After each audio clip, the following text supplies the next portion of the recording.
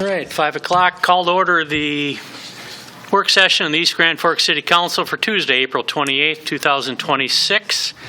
Madam Secretary, could you take a roll call, please? Mayor Mark Olsted. Here. Council President Brian Larson. Council Vice President Tim Riopel. Here. Council Members Tammy Schumacher. Here. Ben Pukshavinsky. Dale Helms. Here. Donald Kazmi. Here. Karen Peterson. Here. Okay, recognizing a quorum, we'll get right to it. Number one, administrative assistant request to hire Mr. Stordahl. Thank you, Mr. Vice President, Mayor and Council.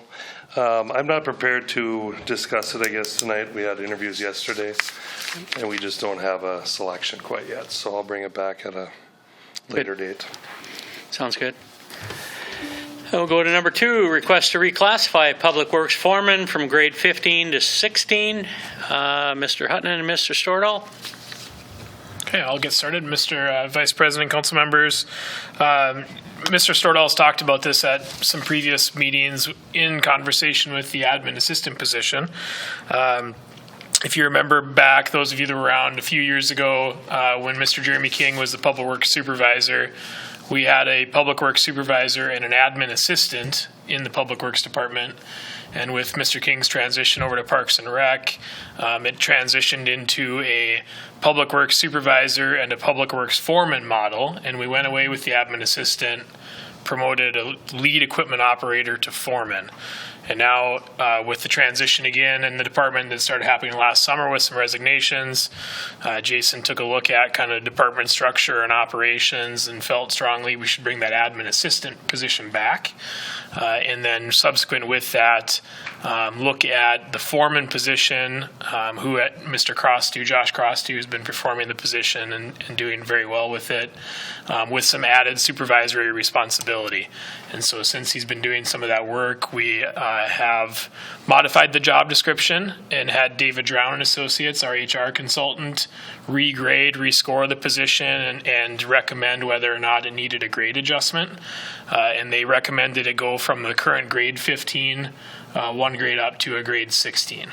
And so this is just requesting approval of that reclassification of the grade and move Mr. Crostew to the grade 16, step 5 position.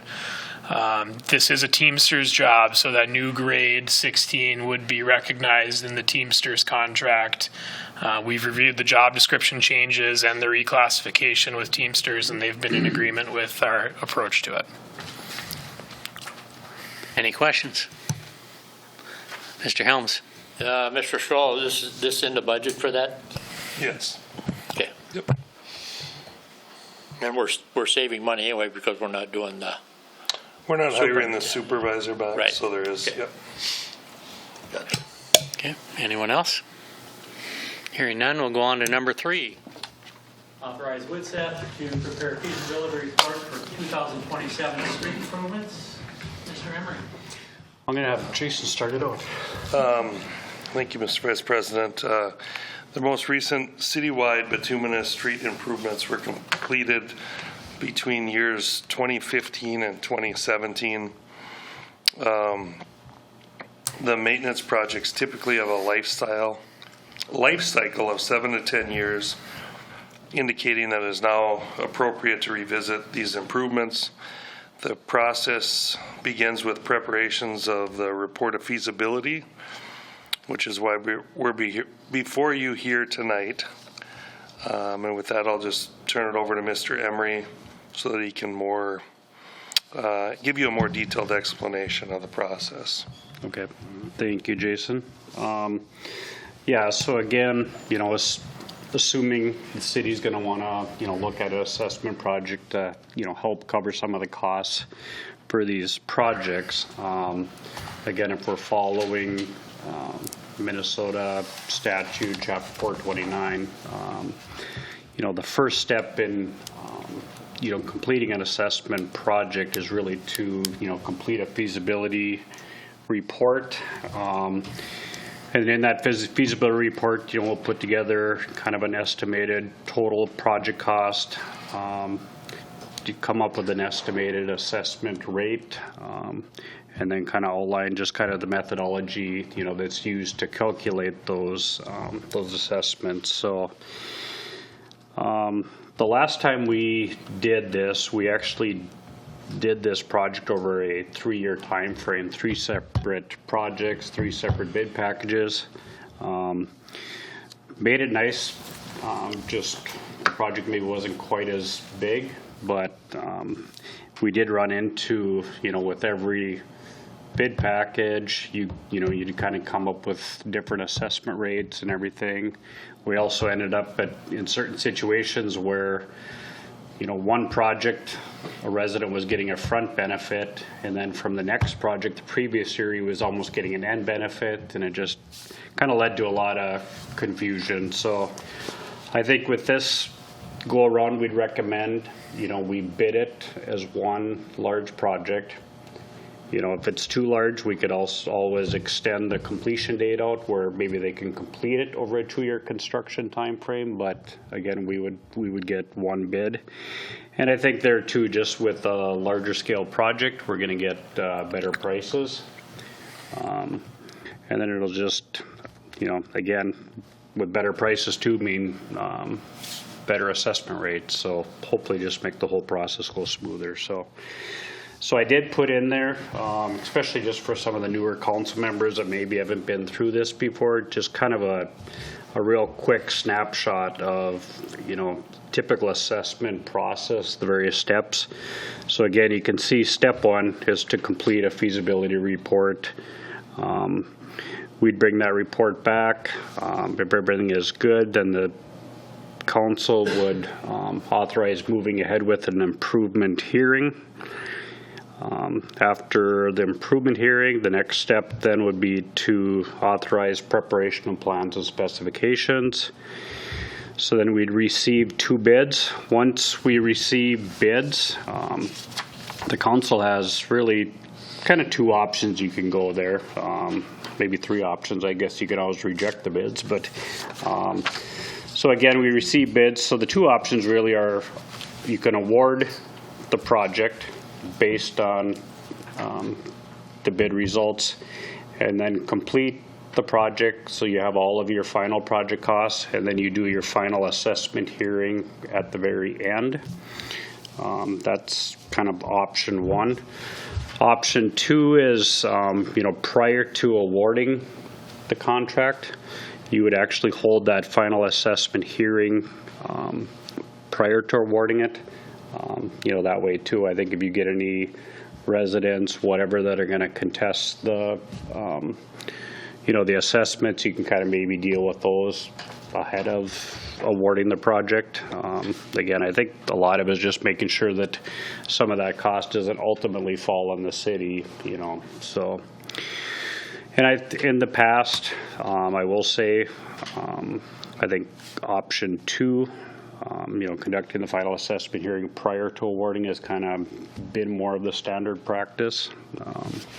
So, and then basically, you know, I guess whichever option we go with, ultimately, at the end, we put together a final assessment roll that's adopted by the city council and then filed with the county, and then those taxes are just paid through, you know, your normal taxes.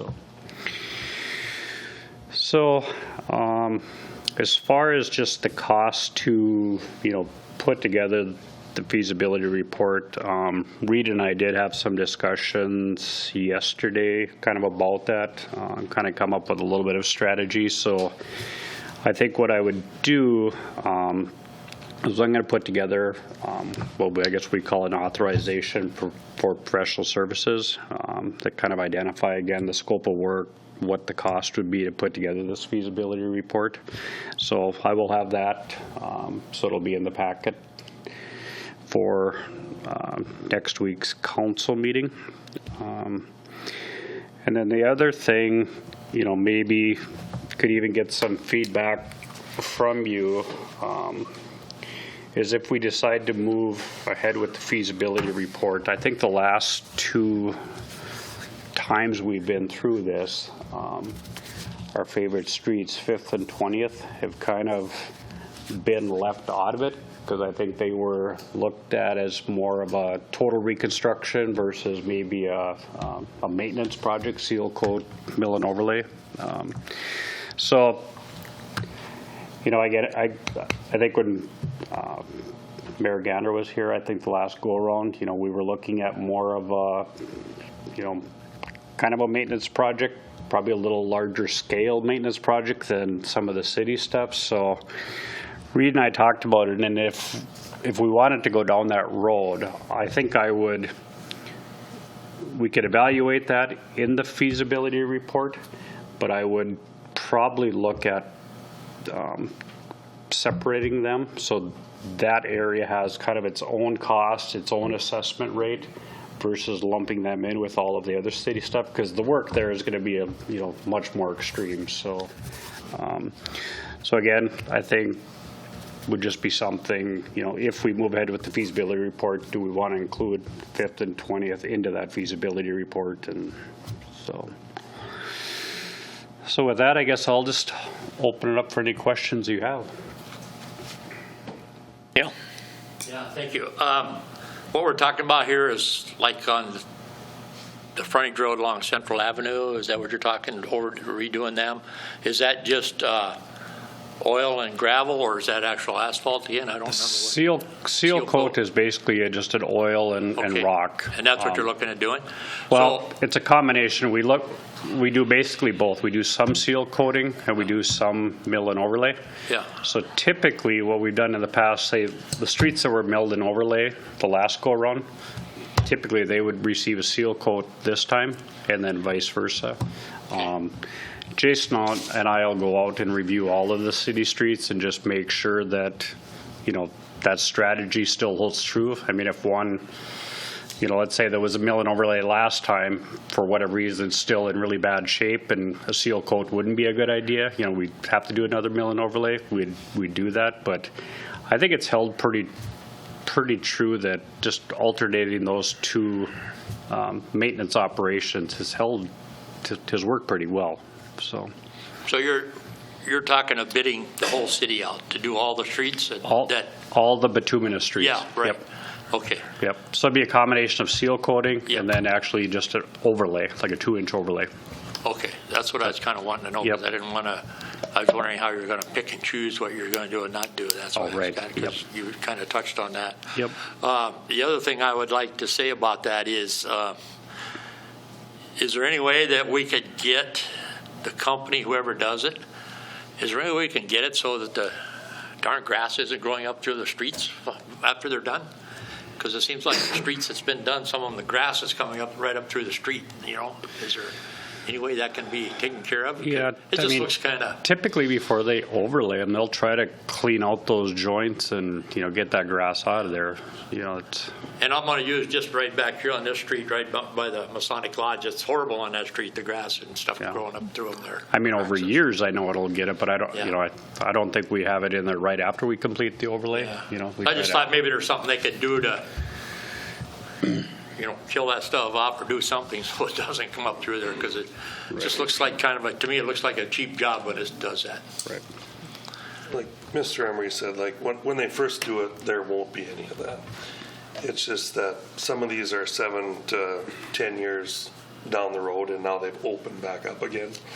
And then debris and whatnot gets in there and they start growing through. So there's not a whole lot they can do to prevent that. It's just flexing and cracking of the bituminous as it weathers over the years. But the only thing you could do is if you were doing joints or crack sealing. Right. Yeah. You could do preventative maintenance, like, you know, every 2-3 years you go through and crack seal, but that could be a pretty good expense as well. I was going to say, maybe we can just get the city to go along and spray all that grass in the streets and kill it off, rather than having it just grow there.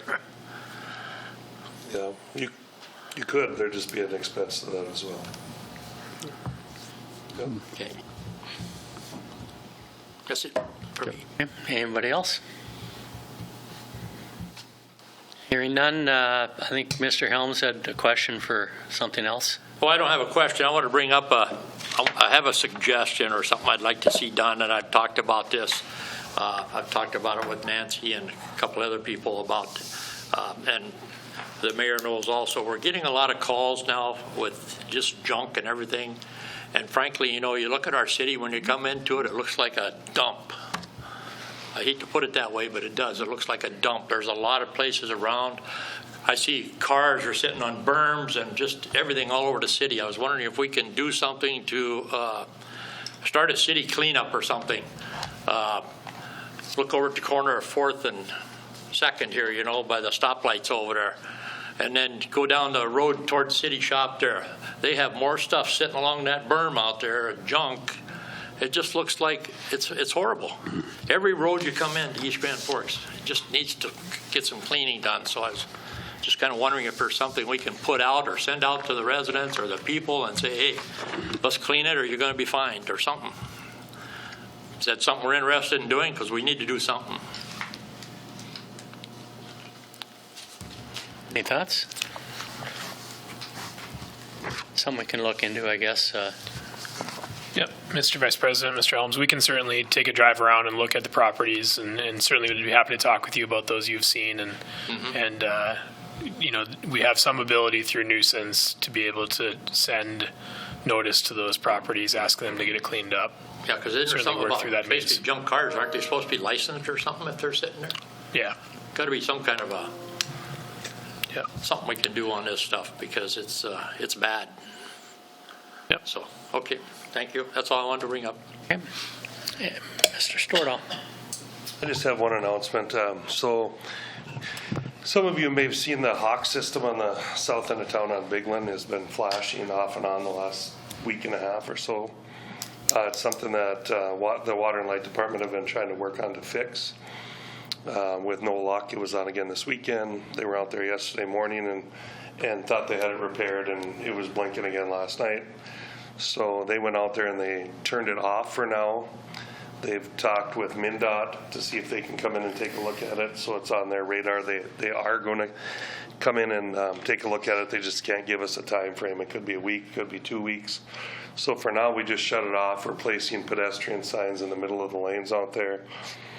And I'm going to speak with the police department and just see if they can have maybe a car out there in the mornings when the traffic's busy, something like that. So I just wanted to kind of put that notice out to anybody that's watching and for all of you. So. Kind of like our one on the north end that the guy walks across and they're 4 blocks down and still going off on 220. Actually, that one up there, I've noticed the last few days, it's going off, so I'm looking to see, and there's nobody around. So I don't know if that one's been acting up a little bit too, that yellow flashing light. Same issue. I've talked to Todd Grabansky about it. We've been trying to figure out something on both.